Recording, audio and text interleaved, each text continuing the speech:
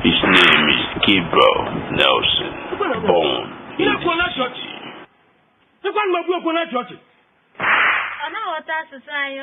Igbo.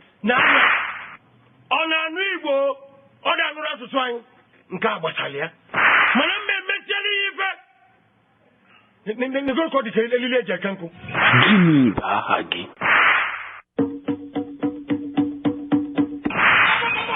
Left for the village in search of his father's house.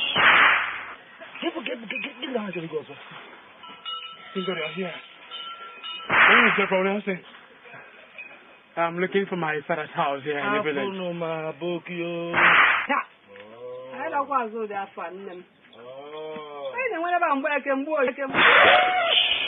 Became a journey of life and death. He was thoroughly beaten. He was taken as a stranger in his village. Why are you putting me like this now?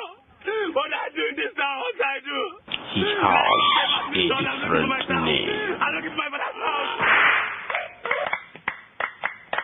GINI Bahagi. He was carried to be slaughtered. He violated the rules of the village.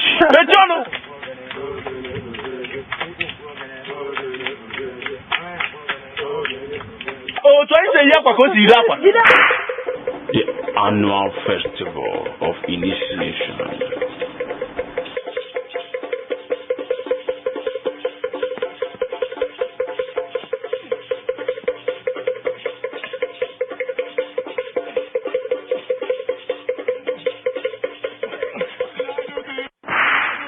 Tortured to the last.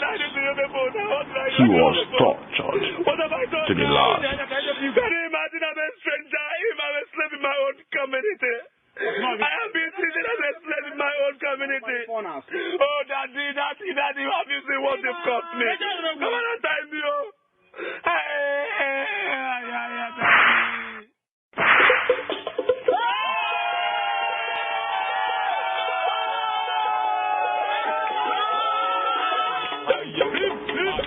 Masquerades move around the village. Masquerades move around the village.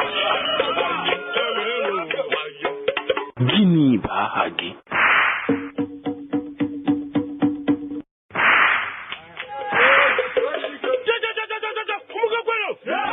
The show of power in Igbo land.